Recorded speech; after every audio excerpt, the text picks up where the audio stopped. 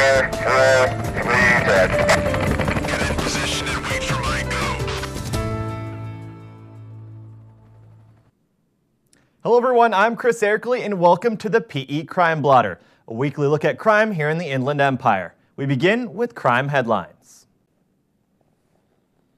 A wrought iron security fence and an electrically controlled gate failed to protect a television and computer repairman who was fatally shot in his San Bernardino home by an apparent intruder who stole his pickup truck and 15 to 20 guns. 64-year-old John Joseph Cohn was found shortly before 4:30 a.m. Monday by his wife and daughter, who told police that the back door was wide open when they came home. Detectives haven't made any arrests or recovered the stolen items, which include Cohn's 2003 F-150 Ford quad cab pickup.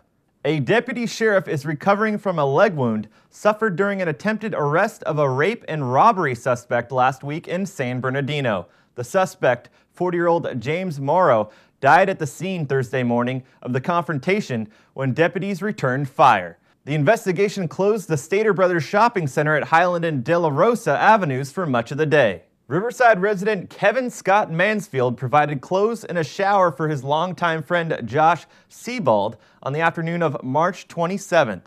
By nightfall, Sebald was dead and Mansfield was in jail accused of murder. Authorities said both 31-year-olds got drunk and high on drugs, and Mansfield somehow wound up fatally cutting Sebald. Bail has been set at more than $1 million. Federal immigration agents have arrested 29 illegal immigrants from the inland area who were convicted of crimes but shunned deportation orders. The arrests, unveiled Monday, were part of a week-long nationwide sweep of 3,100 illegal immigrants who were previously convicted of crimes ranging from petty theft to murder. The targets had received deportation orders but fled after serving their sentence or posting bond. Border Patrol agents discovered more than 3.5 tons of marijuana last week in an unmarked tractor-trailer that pulled up to the Interstate 15 checkpoint near Temecula. Border Patrol officials said the driver and marijuana were turned over to the DEA. 43-year-old Jose Juan Aranda Leon of Yuma, Arizona, was charged Monday with transporting marijuana for sale. He pleaded not guilty and is being held on $250,000 bail. Well, that does it for this week's crime headlines. Coming up next on the docket. It is now time for our On the Docket segment. We're taking a look at the big court cases in both Riverside and San Bernardino County. Joining me now, as always, the Press Enterprise's Rich Diatley. Rich, first guy we've discussed many times here on the show, it's Earl Ellis Green. Right, Earl Ellis Green, he's charged with the beating and shooting death of Riverside police officer Ryan Bonaminio in November of 2010 after a foot chase along the edge of the city's Fairmont Park. There are several pretrial issues to be discussed this week in court, among them whether police officers can wear their uniforms in the court audience and whether or not fingerprint evidence can be admitted to the trial. The jury selection is scheduled to begin in this case on April 9th. Next, the Box Springs General Manager, Deborah Sutton. Right. She no longer is the general manager of Box Springs Mutual Water Company. She now stands charged with embezzling more than $784,000.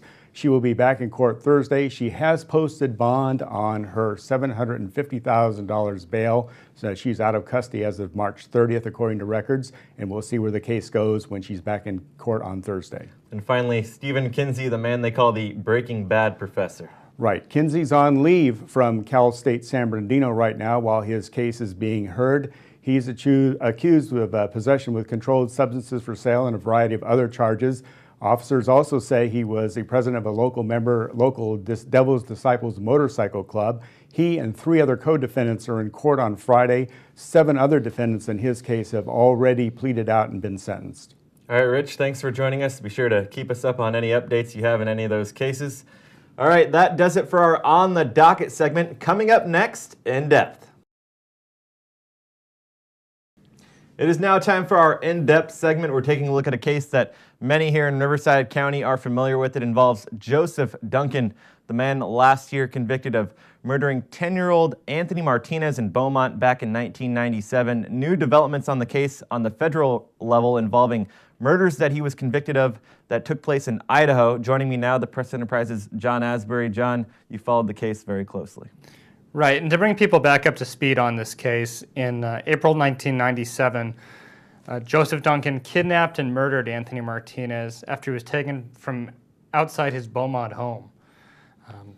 The case launched a manhunt that lasted until 2005 when Duncan was arrested in Idaho and found to have killed a family of 4, as well as kidnapping 2 children and killing one of them. During that case, Duncan was tried in federal court and sentenced to 3 death sentences and 9 life terms.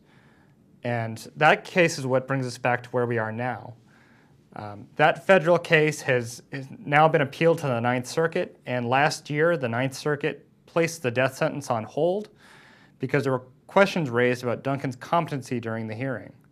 Now, Duncan was brought back here after he was convicted in Idaho. He pleaded guilty and was sentenced to life in prison in agreement to forego his appeals in California.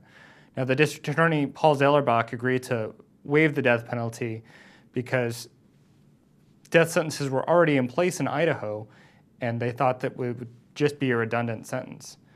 But this throws a new wrench into the mix. Now the attorneys have taken it to the Supreme Court. The Supreme Court turned it down, and it'll now go back to an Idaho court where Idaho attorneys will hold a new competency hearing for Duncan to determine if he was competent when he waived his appeal on his federal case. Now, if he is found incompetent on that appeal, they'll have a second competency hearing, and that will be determined if he was competent when he represented himself in his federal death sentence. Now, competency was an issue when he was here in Indio being tried on the case with Anthony Martinez. He was proved to be competent in that case. Do you see any different, anything playing out differently? Right. Every court that has looked at Duncan's competency has always found him competent. He was found competent about 3 times in Idaho, and then again back here before he went to trial in Riverside County.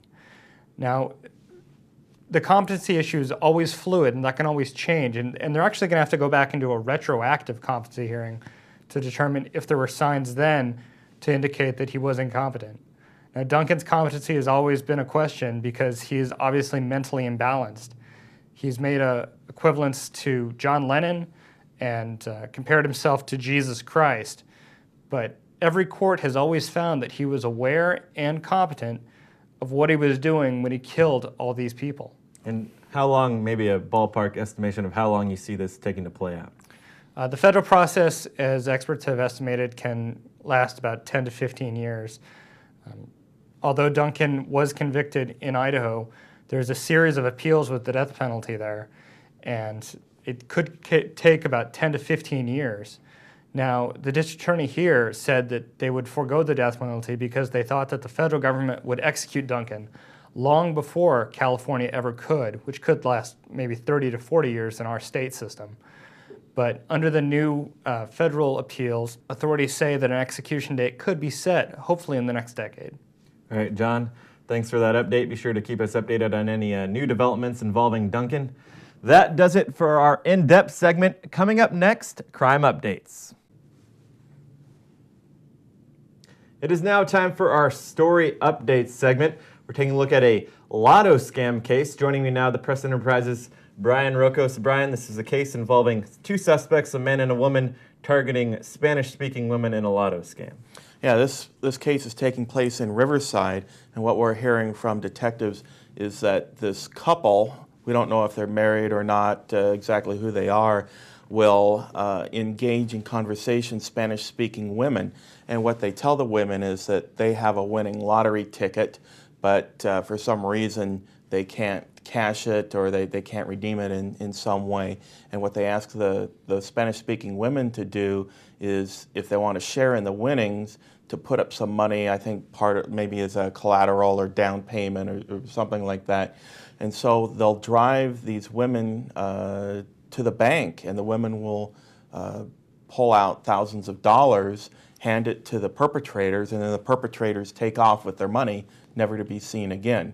And police have shown a video, they put it up on YouTube, and it shows the man and the woman talking with a Spanish-speaking woman in a Goodwill store in Riverside. So police are hoping that people will see that video and help identify the criminals. Now, if anyone might have any type of information on this case, where can they call? They can call the Riverside Police at 951-787-7911. All right, Brian, thanks for joining us. That does it for our crime update segment and also wraps up this week's PE Crime Blotter. Thanks for joining us, and we'll see you next week.